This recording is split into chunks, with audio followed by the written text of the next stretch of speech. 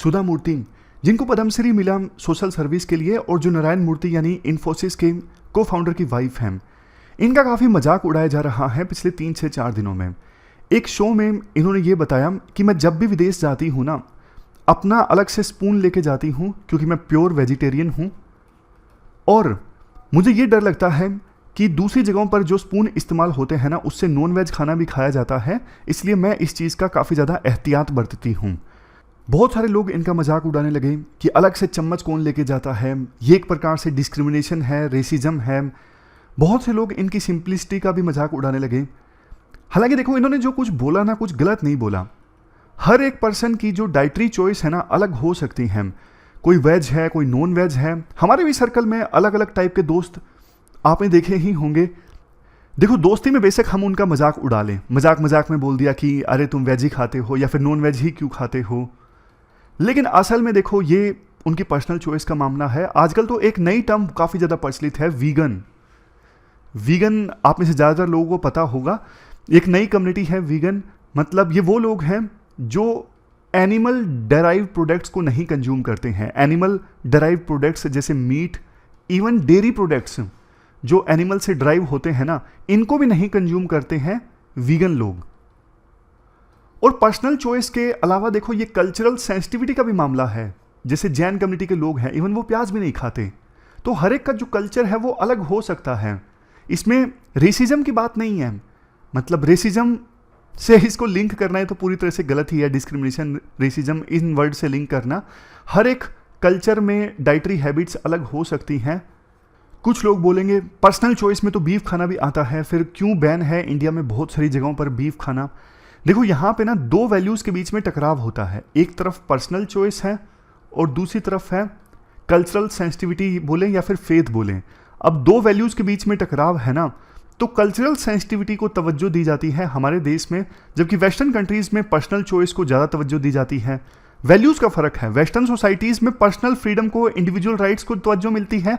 हमारे देश में ग्रुप राइट्स को ज़्यादा तवज्जो मिलती है।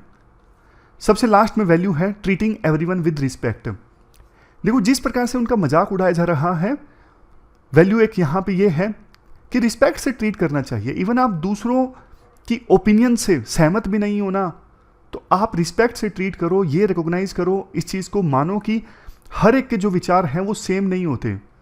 कल 2-3 लोगों ने कमेंट लिखा कि सर हरमनप्रीत में के इशू पर आपने जो कुछ बोला मैं उससे सहमत नहीं हूँ। अरे मैं तो इससे बहुत खुश होता हूँ कि आप मेरी बात से सहमत नहीं हैं। ये तो अच्छी चीज़ है ना।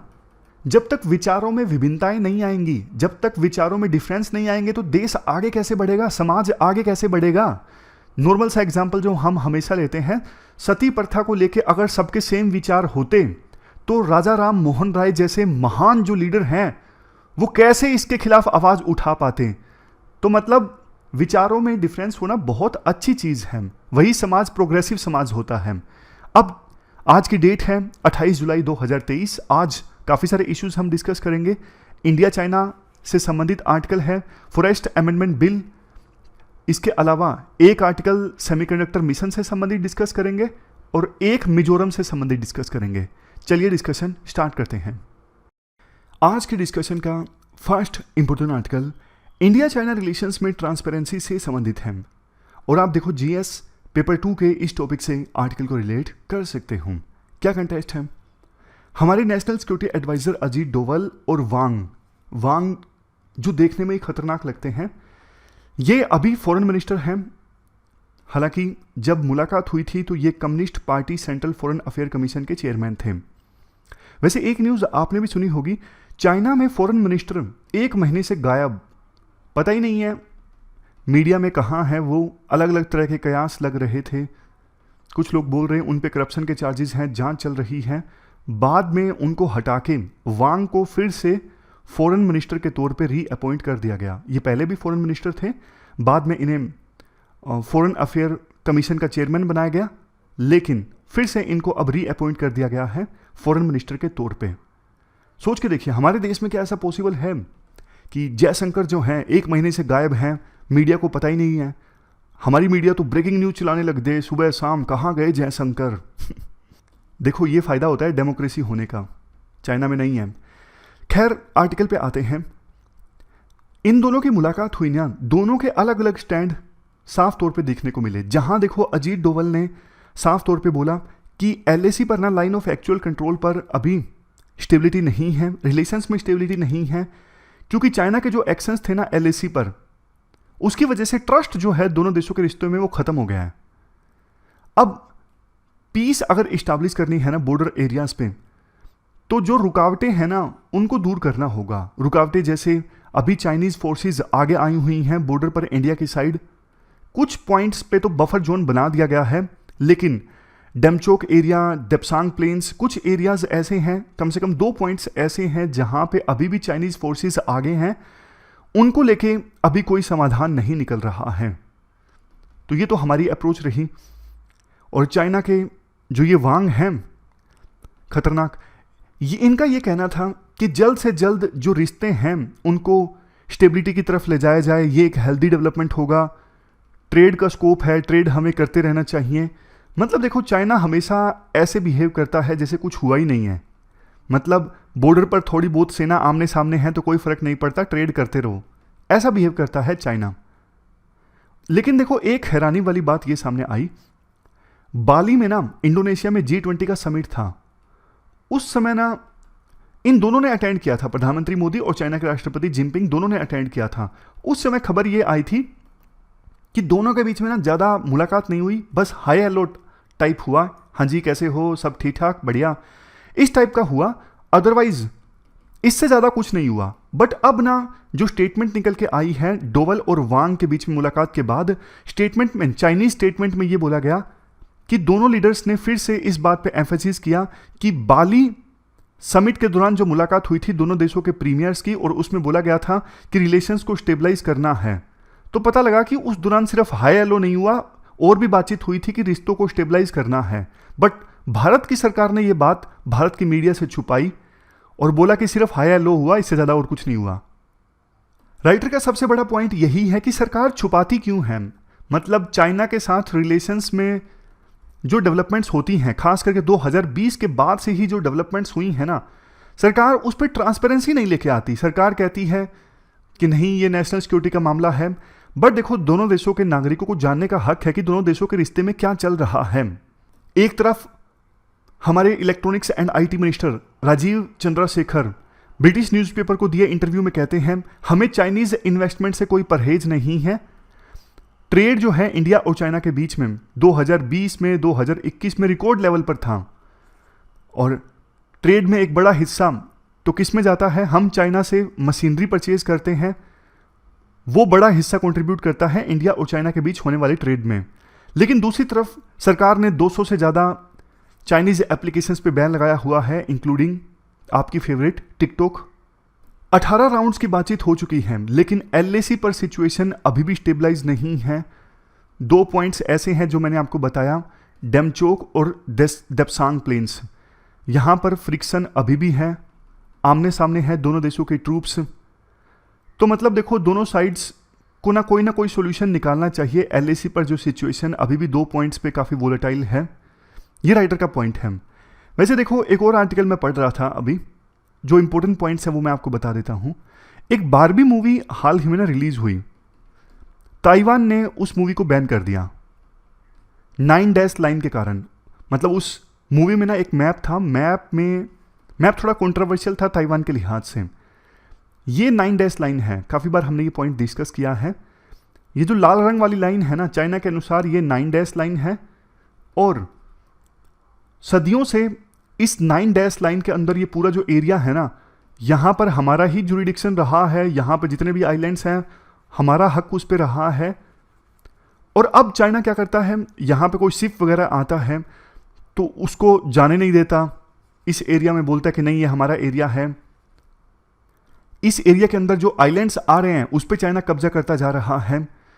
लेकिन यूएसए काफ़ी एक्टिव है इस एरिया में। यूएसए भी ये कोशिश करता रहता है अपनी मिलिट्री प्रेजेंस की सहायता से कि जो शिप्स यहाँ से गुजरे ना उनमें इंटरफेयर ना करे चाइना किसी भी प्रकार से। मतलब जो हाई सीज है ना, वो सीज जो किसी एक देश के जुरिडिक्शन में नहीं आते हैं, जहां पे पूरे वर्ल्ड का हक है, जहां से सिर्फ होके गुजरते हैं, जो इंटरनेशनल वाटर है, वहां पे चाइना अपनी दादागिरी ना दिखाए, ऐसा यूएसए पूरी कोशिश करता है। चाइना की देखो एक स्ट्रेटजी है, उस स्ट्रेटजी का नाम है कैबेज स्ट्रेटजी। क्या नाम है बताइए? कैबेज स्ट्रेटजी क्या है मैं आपको बताता हूं। जैसे देखो कैबेज यानी जो फूल गोभी होती है ना, उसमें ना बहुत सारी लेयर्स होती हैं, आपने देखा होगा बहुत सारी लेयर्स होती हैं। तो चाइना को ना इस एरिया में 9 डैश लाइन जिस पर चाइना क्लेम करता है, इस पर्टिकुलर एरिया पे अब किसी आइलैंड पे कब्जा करना है। मान लीजिए ये आइलैंड है जो मैंने मार्क किया, यहां पे चाइना को कब्जा करना है। चाइना क्या करेगा, इस आइलैंड के चारों ओर ना अपने शिप्स लगा देगा बहुत ज्यादा लेयर्स में। ये समझ रहे हो? ध्यान से देखिए, लेयर्स में चाइना ने शिप्स लगा दिए। इतने ज्यादा शिप्स जितने ज्यादा लगा सकता है उतने ज्यादा लगा देता है किसी भी आइलैंड के चारों ओर लेयर्स में, ताकि कोई दूसरा देश ना उस आइलैंड तक पहुंच ही ना सके, बहुत दिक्कत आए उसे, और ऑलमोस्ट इंपॉसिबल हो जाए कि उस देश को यहां तक पहुंचना, उस देश के शिप को यहां तक पहुंचना उस आइलैंड पर। फिर धीरे धीरे चाइना वहां पे अपनी मिलिट्री प्रेजेंस इस्टेब्लिश करता है, आर्टिफिशियल आइलैंड भी इस्टेब्लिश करता है उस पर्टिकुलर एरिया में, और फिर दावा करता है ये तो हमारा आइलैंड है, देखो हमारा यहाँ पे इंफ्रास्ट्रक्चर बना हुआ है। इस स्ट्रेटजी की सहायता से ना, कैबेज स्ट्रेटजी की सहायता से चाइना ने बहुत सारे आइलैंड्स पे कब्जा कर लिया है। अब इसी का एक एक्सटेंडेड पार्ट है nuclear cabbage. Nuclear cabbage strategy क्या है? देखो चाइना दूसरे देशों के ज्यूरिडिक्शन में, दूसरे देशों के आइलैंड्स के पास ना अपनी न्यूक्लियर सबमरीन्स भेज देता है। इवन ऐसी सबमरीन्स जहां पर ना न्यूक्लियर वेपन्स हैं, समझ गए आप? उससे कंफ्यूज मत कीजिएगा। न्यूक्लियर फ्यूल चलने वाली सबमरीन, मतलब मैं उस सबमरीन की बात कर रहा हूं, बेशक वो न्यूक्लियर फ्यूल से चले या ना चले, लेकिन उस पर न्यूक्लियर वेपन्स हैं। आमतौर पे देखो चाइना की जो पॉलिसी है ना, नो फर्स्ट यूज की है। कोई भी देश ना पीस टाइम में इस प्रकार से अपने सबमरीन के ऊपर न्यूक्लियर वेपन्स लाद के घुमाता नहीं है, स्टोर करके रखता है, क्योंकि पीस टाइम है, शांति है। बट चाइना पीस टाइम में भी ऐसी सबमरीन्स भेज रहा है जहां पे न्यूक्लियर वेपन्स हैं, ताकि दूसरे देशों को डराया जा सके। समझ गए? कैबेज और न्यूक्लियर कैबेज में डिफरेंस क्या है? कैबेज का सिंपल मतलब, तो कैबेज स्ट्रेटजी में सिंपल ये होता है कि आइलैंड्स के चारों ओर अपने शिप्स ज़्यादा से ज़्यादा भेज देना, ताकि दूसरे देश के शिप्स उस आइलैंड को एक्सेस ही ना कर सकें। ये आइलैंड है, आसपास पूरे लेयर्स लगा दी शिप्स की। और न्यूक्लियर कैबेज मतलब इन शिप्स में मान लीजिए कुछ सबमरीन है जहां पे न्यूक्लियर वेपन्स हैं, या फिर अलग से बोले तो विभिन्न देशों के आइलैंड्स के पास, साउथ चाइना सी में विभिन्न देशों के आइलैंड्स या फिर विभिन्न देशों की ज्यूरिडिक्शन में ऐसी सबमरीन्स भेज देना जहां जिसमें न्यूक्लियर वेपन्स हैं। ये है न्यूक्लियर कैबेज। तो ये पूरा आर्टिकल हमने डिस्कस किया इंडिया चाइना रिलेशंस में ट्रांसपेरेंसी से संबंधित। चलते हैं आगे। Next article forest conservation amendment bill 2023 से संबंधित है, और आप जीएस पेपर 3 के इस टॉपिक से आर्टिकल को रिलेट कर सकते हो। देखो एटलीस्ट 1970s के बाद से ही वर्ल्ड को यह समझ आने लगा कि ह्यूमन एक्टिविटीज की वजह से क्लाइमेट चेंज हो रहा है। ह्यूमन एक्टिविटीज की वजह से एक्सट्रीम वेदर फेनोमेनन देखने को मिल रहे हैं। जैसे देखो बारिश आती है तो बहुत ज़्यादा बारिश आ जाती है लगातार, सूखा आता है तो एक बड़े रीजन में लगातार 2-3 साल तक सूखा आता है। इसके अलावा साइक्लोन्स पहले के अपेक्षाकृत ज़्यादा आ रहे हैं वर्ल्ड के विभिन्न रीजन्स में, और ज़्यादा पावरफुल इंटेंसिटी के साथ आ रहे हैं। और जानते हो एक चीज़, इस क्लाइमेट चेंज की वजह से ना डायरेक्टली इनडायरेक्टली और काफ़ी नेगेटिव कंसिक्वेंसेस देखने को मिल रहे हैं। जैसे कि देखो बहुत से लोगों का समय से पहले डेथ हो जाती है, सूखा आएगा, बारिश बहुत ज़्यादा आएगी तो बाढ़ आ जाएगी, तो बहुत से लोगों की प्रीमेच्योर डेथ होगी ना। इसके अलावा डिजीज़ ज़्यादा फैलने लगे हैं पहले के अपेक्षाकृत, बने बनाए इंफ्रास्ट्रक्चर का डिस्ट्रक्शन होता है, तबाह हो जाता है, सोइल की फर्टिलिटी कम हो जाती है, एयर की क्वालिटी और वाटर की क्वालिटी, इन पर भी इम्पैक्ट पड़ रहा है। तो ये समझ में आ गया था विभिन्न देशों को एटलीस्ट 1970s से ही। उसके बाद से प्रयास होने लगे हैं कैसे विभिन्न देश मिलकर क्लाइमेट चेंज की समस्या को एड्रेस कर सकते हैं, और कई सारे एग्रीमेंट्स भी साइन हुए। फाइनली देखो 2015 में एक Paris climate change agreement sign होता है। अब विभिन्न देशों ने ना अपनी अपनी तरफ से टारगेट्स रखे हैं कि वो कितना एमिशन कम कर देंगे, कब वो नेट जीरो कार्बन स्टेटस हासिल कर लेंगे। जैसे इंडिया का टारगेट है 2070 का, इंडिया का कहना है हम 2070 तक वो सिचुएशन अचीव कर लेंगे, हमारे देश से जितना कार्बन एमिट होगा उतना ही एब्जॉर्ब हो जाएगा। तो net result zero carbon emission. इसके लिए सरकार फॉरेस्ट कवर को भी इंक्रीज कर रही है। लेकिन देखो अभी जो ये बिल पास हुआ है ना लोकसभा में, फॉरेस्ट कंजर्वेशन अमेंडमेंट बिल 2023, ये कम से कम इस चीज को शो नहीं करता है। ये बिल तो बताता है कि जैसे सरकार सीरियस नहीं है इकोलॉजी और एनवायरनमेंट को प्रोटेक्ट करने के लिए। देखो बिल के प्रियम्बल में तो अच्छी बातें बोली गई हैं। प्रियम्बल में तो बोला गया है सरकार फॉरेस्ट कवर को इंक्रीज करेगी, सरकार इस लक्ष्य पे काम कर रही है कि 2070 तक हम net zero carbon status achieve करें, कार्बन सिंक एरिया हम इंक्रीज कर रहे हैं, सारी अच्छी अच्छी बातें बोली गई हैं। बट सिर्फ प्रियम्बल अच्छा है, उसके अंदर जो प्रोविजंस है ना वो खराब हैं, ऐसा राइटर का बोलना है। राइटर कहते हैं देखो 1980 का जो ओरिजिनल एक्ट है ना वो प्रोटेक्शनिस्ट था। प्रोटेक्शनिस्ट मतलब 1980 के एक्ट के अकॉर्डिंग ना फॉरेस्ट क्लियरेंस लेना बहुत ज़्यादा मुश्किल था। मतलब फॉरेस्ट को काट के कोई आपको प्रोजेक्ट इस्टेब्लिश करना है तो परमिशन बहुत मुश्किल से मिलती थी, क्लियरेंस बहुत मुश्किल से मिलती थी। बट इस बिल में ना, जो बिल अभी लोकसभा में पास हुआ है, काफ़ी सारे ऐसे प्रोविजंस किए गए हैं कि कई सारे एरियाज को एग्जेम्प्ट कर दिया गया है, छोड़ दिया गया है कि वहां पर तो आपको कोई बदलाव करना है तो परमिशन लेने की आवश्यकता ही नहीं है। हम जानेंगे अभी डिटेल से कौन से वो एरियाज हैं। जैसे देखो सबसे पहली दिक्कत तो ना फॉरेस्ट की डेफिनेशन से ही है। बिल में ये साफ तौर पे बोला गया है बिल के जो प्रोविजंस है ना वो लागू होंगे उस फॉरेस्ट एरिया पे जो सरकार के रिकॉर्ड में फॉरेस्ट के तौर पे रिकॉग्नाइज किया गया है। समझे बात को? मतलब देखो हमारे देश में ना दो तरह के फॉरेस्ट हैं। एक तो वो फॉरेस्ट जो सरकार के रिकॉर्ड में है एज ए फॉरेस्ट, बट एक बड़ा हिस्सा ना फॉरेस्ट का ऐसा भी है जहां पे घने फॉरेस्ट हैं बट वो पेपर्स में नहीं है, वो सरकार के रिकॉर्ड में रजिस्टर्ड नहीं है, लेकिन वहां पे एक्चुअल फॉरेस्ट है, घना फॉरेस्ट है। तो सरकार ने बिल में बोला है कि हम फॉरेस्ट सिर्फ उसी को मानेंगे जो हमारे रिकॉर्ड में फॉरेस्ट के तौर पे रजिस्टर्ड है। ये तो गलत बात है ना यार। अभी देश में टोटल जितना फॉरेस्ट एरिया है ना उसमें से ऑलमोस्ट 27% ऐसा है जो रजिस्टर्ड है ही नहीं सरकार के रिकॉर्ड में।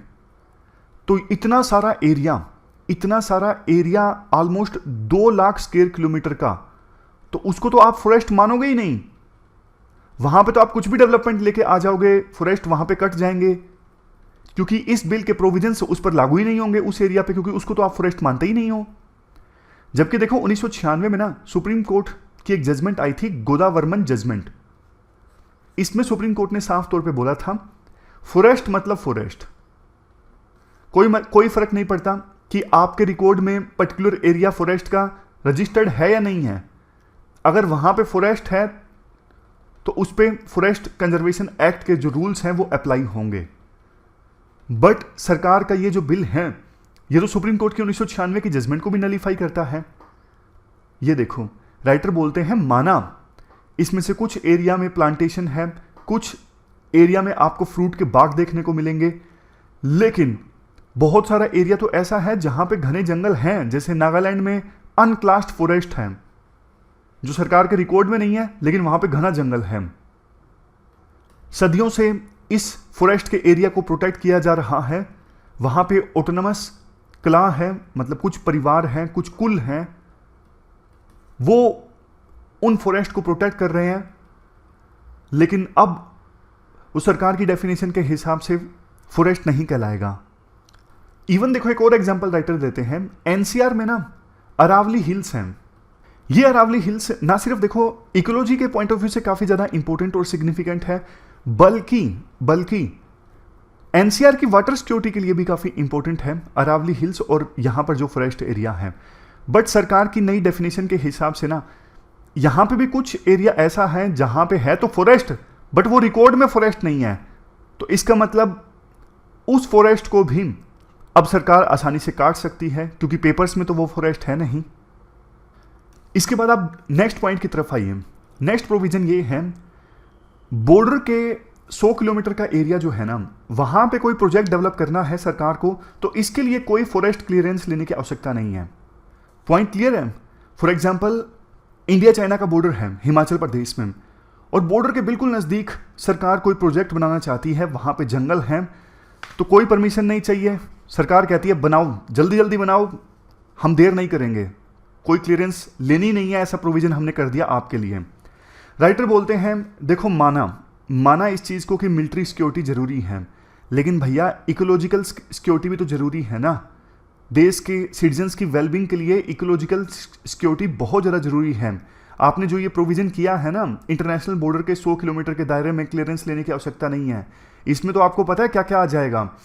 उत्तराखंड और हिमाचल प्रदेश का एल्पाइन फॉरेस्ट और ग्रासलैंड्स का एरिया आ जाएगा, लद्दाख और स्पीति का जो डेजर्टल एरिया है वो आ जाएगा, मतलब बहुत सारा अच्छा एरिया, इवन अरुणाचल प्रदेश में भी कवर हो जाएगा। वहाँ पे फॉरेस्ट को काटा जा सकता है। आपको प्रोविज़न करना ही था ना, तो कुछ ऐसा करते कि इंटरनेशनल बॉर्डर के नज़दीक अगर कोई प्रोजेक्ट इस्टेब्लिश करना है तो क्लियरेंस लेने में ज़्यादा टाइम ना लगे। बट आपने तो ब्लैंकेट एग्जम्पशन दे दिया कि क्लियरेंस लेने की आवश्यकता ही नहीं है। समझ गए? आप ये कह सकते थे कि यहाँ पे क्लियरेंस जल्दी मिलेगी, यहाँ पे कुछ ऐसी प्रोसेस होगी कि लंबा समय ना लग जाए क्लियरेंस लेने में।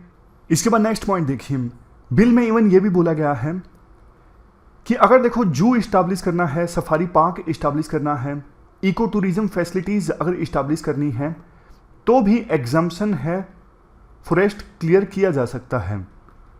राइटर बोलते हैं देखो, zoo, safari park, eco tourism facilities ये इस्टेब्लिश किए जाते हैं एजुकेशनल पर्पजेज़ के लिए, रिक्रिएशनल पर्पजेज़ के लिए, थोड़ा एंटरटेनमेंट हो जाए, थोड़ा टूरिज्म बढ़ जाए, थोड़ा बच्चे सीख लें, अवेयरनेस फैल जाए। बट देखो कई बार ना इन जगहों पे ना बहुत बड़ी बड़ी कंस्ट्रक्शन होती है, तो जंगलों को काट के मान लीजिए ये चीज़ें इस्टेब्लिश की जाएंगी और वहाँ पे बहुत बहुत कंस्ट्रक्शन होगी, तो ये तो वो वाली बात होगी ना, आप नेचुरल फॉरेस्ट को तो क्लियर कर रहे हो और इको टूरिज्म फैसिलिटीज़ इस्टेब्लिश कर रहे हो और बोल रहे हो कि हाँ हम नेचर कंजर्व कर रहे हैं। नेचर कैसे कंजर्व कर रहे हो? आपने नेचुरल फॉरेस्ट को क्लियर करके तो ये इको टूरिज्म फैसिलिटीज इस्टेब्लिश की हैं, जहाँ पे कंस्ट्रक्शन बहुत ज़्यादा हुआ है। नाम के लिए बस आप नेचर कंजर्व कर रहे हो, वास्तव में नेचर कंजर्व हो नहीं रही है।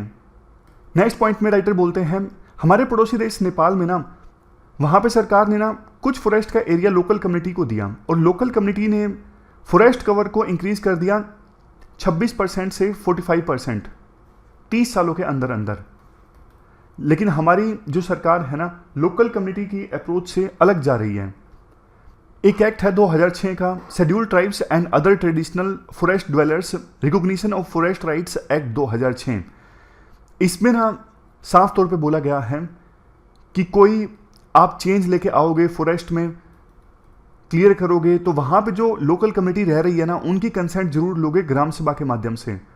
बट नया जो बिल आया है इसमें इस एक्ट का कोई जिक्र नहीं किया गया है, फॉरेस्ट ड्वेलर्स का कोई जिक्र नहीं किया गया है। तो ये अप्रोच देखो गलत है। लास्ट में राइटर ये बोलते हैं 1980 का जो ओरिजिनल एक्ट है ना, माना कि समय चेंज हो गया है, उसमें कमियां हैं, बट अभी जो आपने बिल पास किया है वो उन कमियों को दूर नहीं कर रहा है। इतने सालों बाद आप अमेंडमेंट बिल लेके आए, बावजूद इसके आप कमियों को दूर नहीं कर रहे हो, बल्कि कमियां इंक्रीज कर रहे हो। तो ये पूरा आर्टिकल हमने डिस्कस किया फॉरेस्ट कंजर्वेशन अमेंडमेंट बिल से संबंधित। चलते हैं आगे। इसके बाद नेक्स्ट आर्टिकल मिजोरम से संबंधित है। आप जीएस पेपर 3 में सिक्योरिटी से इस आर्टिकल को रिलेट कर सकते हो। देखो, नॉर्थ ईस्ट को हमारा देश ज़्यादा बेहतर ढंग से जानने लगा है, ये अच्छी बात है, और इसमें सोशल मीडिया ने भी बढ़िया रोल प्ले किया है। जैसे नॉर्थ ईस्ट में इंसर्जेंसी काफ़ी समय से चल रही थी, लेकिन मणिपुर में अभी जो काफ़ी कुछ गलत हुआ ये काफ़ी ज़्यादा मीडिया में आया। पहले नॉर्थ ईस्ट की इंसर्जेंसीज मेन स्ट्रीम की मीडिया में इतना ज़्यादा जगह नहीं बनाती थी। तो देखो मणिपुर में जो कुछ हो रहा है ना, मणिपुर में कुकी और मेती के बीच में आपस में एथनिक टेंशन्स हैं, तो इसका इम्पैक्ट ना मिजोरम पर भी देखने को मिल रहा है। कैसे? पहले तो आप नॉर्थ ईस्ट का ना मैप देखिए, ये नीचे मिजोरम है, ये ऊपर मणिपुर है। मणिपुर मिजोरम का बॉर्डर आपस में मिलता है, और इवन उससे भी ज़्यादा जहाँ पे कुकी है ना, ये देखो मैं यहाँ पे हाईलाइट कर देता हूँ। ये जो एरिया है ना, जो हाईलाइट मैं कर रहा हूँ मैप में, ये वो एरिया है जहाँ पे कुकीज़ रहते हैं। समझ गए? जो मीडिया में खबरें आ रही हैं उसके अनुसार एथनिक टेंशंस में ना कुकीज़ को ज़्यादा नुकसान हुआ है। कुकीज़ हिल्स में रहते हैं और बहुत से कुकीज़ अपनी जान बचाने के लिए बॉर्डर को क्रॉस करके मिजोरम में आ गए। जिससे बहुत से जो कुकीज़ हैं ना आगे मणिपुर से मिजोरम में अपनी जान बचाने के लिए, कुछ असम भी चले गए। मिजोरम में ना 90% लोग क्रिश्चियंस हैं और पॉपुलेशन बहुत कम है मिजोरम की, सिर्फ 10-11 लाख पॉपुलेशन है मिजोरम की और मिजो कम्युनिटी के लोग यहाँ पे रहते हैं। देखो जो मिजो कम्युनिटी के लोग हैं ना उनको लगता है कि कुकीज़ का जो ग्रुप है ना, कुकी जो कम्युनिटी, वो हमारे एथनिक ग्रुप का सिस्टर ग्रुप है। मतलब दोनों एथनिक ग्रुप्स आपस में ना बहनें हैं, सिस्टर्स हैं। इसलिए ना कुकीज़ के साथ जो कुछ हुआ उसके प्रति मिजोरम के लोगों की ना काफ़ी ज़्यादा सहानुभूति है। इस वजह से वहाँ पे कुकीज़ के सपोर्ट में अभी एक रैली निकली मिजोरम में, आइजोल में, और उसमें ना 1 लाख लोगों ने पार्टिसिपेट किया, ऑलमोस्ट 1 लाख लोगों ने। ये देखो सिग्निफिकेंट इसलिए है क्योंकि पॉपुलेशन इतनी कम है पूरे मिजोरम की, 11 लाख के आसपास, उसमें से 1 लाख लोग इकट्ठा हो गए रैली में पार्टिसिपेट करने के लिए आइजोल में। वहाँ पे एक बड़ा सा एनजीओ है, सेंट्रल यंग मिजो एसोसिएशन, बहुत मतलब डोमिनेटिंग एनजीओ है। आमतौर पे हमारे दूसरे राज्यों में एनजीओ की इतनी ज़्यादा चलती नहीं है, सरकार बहुत ज़्यादा पावरफुल होती है, लेकिन ये जो एनजीओ है ना सेंट्रल यंग मिजो एसोसिएशन, सरकार भी इसकी हेल्प लेती है बहुत सारे कामों के लिए। तो अभी ना बहुत सारे जो कुकीज़ है ना मणिपुर से मिजोरम आ गए, उनकी संख्या कितनी है? उनकी संख्या है 12,618 और 20 से 30 हज़ार जो रिफ्यूजीज़ हैं ना वो म्यांमार से भी मिजोरम में आ गए हैं। उनके साथ भी मिजो लोगों के टाइज हैं, तो मिजो लोग जो हैं उनकी सिंपैथी है। म्यांमार से जो रिफ्यूजीज़ मिजोरम में आए हैं, मिजो लोगों को लगता है कि म्यांमार की जो आर्मी है इन लोगों पे अत्याचार कर रही है और ये हमारे ही एथनिक ग्रुप्स या फिर हमारे रिश्तेदार एथनिक ग्रुप से आते हैं, तो इनको शरण दी जाए। तो राइटर का ये कहना है इतने सारे रिफ्यूजीज़ मिजोरम में हैं फिलहाल अभी, लेकिन जो मिजोरम की इकोनॉमी का साइज़ है ना बहुत ही छोटा है। मिजोरम की इकोनॉमी अगर आप देखोगे तो टोटल रेवेन्यू है कितने का? रेवेन्यू रिसिप्ट है 2023-24 में 11,487 करोड़ और इसमें से ना 1981 करोड़ तो सिर्फ मिजोरम की गवर्नमेंट ने कमाए हैं, बाकी तो सेंट्रल गवर्नमेंट ने इनको दिए हैं। कितने? 9505 करोड़। यानी मिजोरम की सरकार की ना सेंट्रल गवर्नमेंट के ऊपर डिपेंडेंसी बहुत ज़्यादा है अपनी सरकार चलाने के लिए। स्कीम जो चलाई हुई है मिजोरम ने, जैसे Mizoram state health care scheme है, अब इस स्कीम में ना 79 करोड़ के हेल्थ इंश्योरेंस के ड्यूज जो अभी बाकी हैं जनता को देने हैं, लेकिन सरकार के पास पैसे नहीं है देने के लिए। तो राइटर का ये कहना है, देखो बात है ऐसी, अभी ना जो जिस मेन एनजीओ की हमने बात की, वो एनजीओ अपने हेडक्वार्टर में और दूसरी ब्रांचेस में इन रिफ्यूजीज को जगह दिया हुआ है, बट अब उनके पास ना इतना पैसा नहीं है, ना ही रिसोर्स है कि वो इन रिफ्यूजीज को ज़्यादा लंबे समय तक होल्ड कर सके। तो यहाँ पे ना सरकार को अपना रोल प्ले करना होगा। मिजोरम की सरकार के पास पैसे नहीं है, उनकी इकोनॉमी की सिचुएशन हमने देखा, इसीलिए मिजोरम की सरकार सेंट्रल गवर्नमेंट को बोल रही है कि भैया हमें थोड़ा पैसा दे दीजिए। सेंट्रल गवर्नमेंट अभी तो दिए नहीं है, लेकिन आपको भी पता है सेंट्रल गवर्नमेंट तो देर से रिस्पॉन्ड करती है जब प्रॉब्लम बहुत ज़्यादा बढ़ जाती है। मतलब इस सरकार की बात नहीं कर रहा हूँ मैं, हमेशा से सरकारें बहुत डीली चलती हैं। तो सेंट्रल गवर्नमेंट ने अभी कुछ खास किया नहीं है इनकी डिमांड पर। देखो मिजोरम की हम बात करें, मिजोरम में भी पहले इंसर्जेंसी थी 1966 से लेके 1986 के बीच में। मिजो नेशनल फ्रंट, इस ऑर्गेनाइजेशन ने हथियार उठाए हुए थे जो भारत से अलग होना चाहते थे। बट ना मिजोरम में जिस प्रकार से इंसर्जेंसी को हैंडल किया गया ना, एक ज़बरदस्त एग्जाम्पल है कि नॉर्थ ईस्ट में कैसे इंसर्जेंसी को हैंडल किया जाना चाहिए। बातचीत की टेबल पे लाया गया, मिजो नेशनल फ्रंट को एक एग्रीमेंट साइन हुआ। Mizo national front main stream political process में शामिल हुआ, इलेक्शन लड़ना इसने स्टार्ट किया, बाद में सत्ता में भी आया। लाल डेंगा इनके लीडर थे जिन्होंने ये इंसर्जेंसी चलाई हुई थी। और लाल डेंगा ने एक बार स्टेटमेंट दी थी कि डोवल ने हमारी कमर तोड़ के रख दी। मतलब अजीत डोवल जो अभी नेशनल सिक्योरिटी एडवाइजर है ना, उस समय आईबी में थी, तो उन्होंने ना काफ़ी ऐसे ऑपरेशंस चलाए थे कि मिजो नेशनल फ्रंट ना बहुत कमज़ोर हो गया था। कमज़ोर हो गया, इसलिए उनको ना मजबूरी में बातचीत की टेबल पर आना पड़ा था। समझ गए? तो इस प्रकार से इंसर्जेंसीज को टैकल किया जा सकता है। अभी सेंट्रल गवर्नमेंट बोल रही है कि हम प्रयास कर रहे हैं कि सबसे पहली चीज़ कुकीज़ को और मेथीज़ को ना बातचीत की टेबल पे लाया जाए, कम से कम प्रोसेस स्टार्ट तो हो नेगोशिएशन की कि क्या सॉल्यूशन इसका हो सकता है। क्योंकि कुकीज़ कह रहे हैं हमारे लिए ना किसी भी प्रकार से सेपरेट प्रशासन होना चाहिए, अब हम मेथीज़ के साथ नहीं रहना चाहते, हमारे लिए अलग से एडमिनिस्ट्रेशन होना चाहिए। जबकि मैतीज ये बोलते हैं कुकीज़ को जाना है तो जाएं, लेकिन मणिपुर की जो टेरिटोरियल इंटीग्रिटी है ना वो बरकरार रहनी चाहिए, मतलब एरिया मणिपुर से कम नहीं होना चाहिए, ये बोलना है मैतीज का। तो सॉल्यूशन निकालना आसान काम नहीं है, बहुत मुश्किल टास्क है, कॉम्प्लेक्स टास्क बोलते बोलते यार मैं अटक जाता हूँ। कॉम्प्लेक्स टास्क है, इसमें समय लगेगा। समझ गए? हमारे नॉर्थ ईस्ट में ना इतनी डाइवर्सिटी है, अभी जो कुछ देखने को मिला ना मणिपुर में, उसका असर ना मिजोरम में भी देखने को मिला। कैसे? देखो, क्योंकि बहुत सारे मेतीज ना मिजोरम में भी रह रहे थे और मिजो लोगों की ना ज़्यादा सिंपैथी कुकी लोगों की तरफ है, तो मिजो लोगों को लगता है कि कुकी लोगों के साथ गलत हुआ है और ये गलत किया है मेती लोगों ने, तो ना मेती लोगों के खिलाफ नफरत है मिजोरम में। तो थोड़े से जो मेती लोग मिजोरम में रह रहे थे ना, उनको लगा कि यार हमारे ऊपर मिजोरम में हमला हो सकता है, तो उनको छोड़ के जाना पड़ा इम्फाल में या फिर असम में, दूसरी जगहों पर। एक स्टेट में जो कुछ होता है उसका असर दूसरे स्टेट में भी देखने को मिलता है। मतलब अगर मणिपुर में नागाज के साथ कुछ गलत हुआ तो उसका असर नागालैंड में भी देखने को मिलेगा, क्योंकि नागालैंड नागा मेजोरिटी स्टेट है। तो ये सिचुएशन है। मतलब सॉल्यूशन निकालने में ना इसलिए दिक्कत आ जाती है कि इतने सारे एथनिक ग्रुप्स हैं, उनकी आपस में नहीं बनती। कुछ एथनिक ग्रुप्स ऐसे हैं जो अलग से स्टेट चाहते हैं, और उन एथनिक ग्रुप्स में से कुछ ऐसी भी ऑर्गेनाइजेशन बनी हुई हैं जो इंडिया से अलग होना चाहती हैं। तो सॉल्यूशन निकालने में दिक्कत आती है। बट पेशेंस रख के, डेवलपमेंट ला के, पूरे देश को एकजुट करके कम से कम सिसेशनिस्ट वाली जो प्रॉब्लम है वो तो खत्म की जा सकती है। तो ये पूरा आर्टिकल हमने डिस्कस किया। चलते हैं आगे। इसके बाद देखो, Rajeev Chandrasekhar minister of electronics and IT हैं।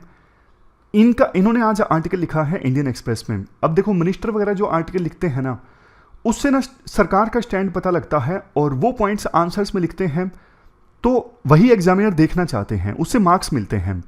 आज ना सेमिकॉन इंडिया नाम से एक इवेंट ऑर्गेनाइज हो रही है गुजरात में, आज से स्टार्ट है, दूसरा एडिशन है। इंडिया सेमिकॉन इवेंट में ना इन्वेस्टर्स आते हैं सेमीकंडक्टर इंडस्ट्री से संबंधित, इसलिए सरकार इस प्रकार की इवेंट्स ऑर्गेनाइज करवाती है ताकि सेमीकंडक्टर्स की प्रोडक्शन हमारे देश में ज़्यादा से ज़्यादा हो।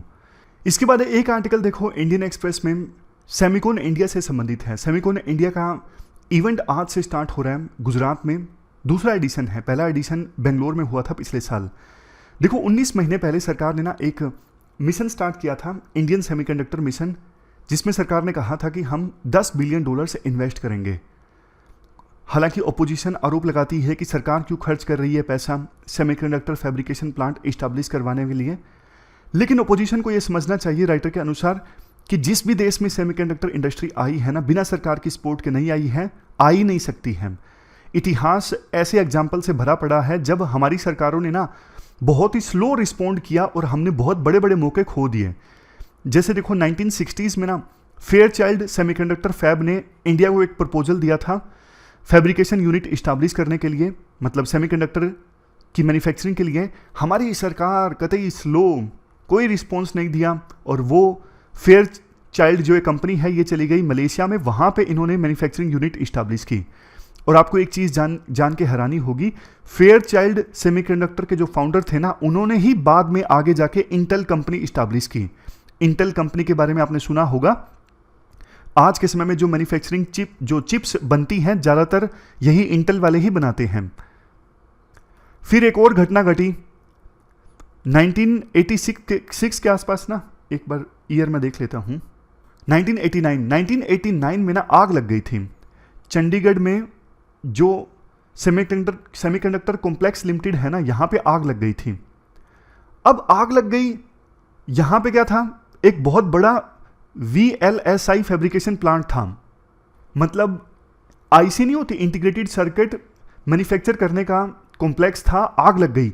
आग लग गई, इतना नुकसान हो गया, काफ़ी हमारी कैपेसिटी तबाह हो गई। सरकार ने कुछ एक्शन ही नहीं लिया कई सालों तक, बस खत्म हो गया तो हो गया, नए सिरे से बिल्ड करते हैं, कहीं से मदद मांगते हैं, कुछ नहीं। सरकार ने ध्यान ही नहीं दिया काफ़ी सालों तक।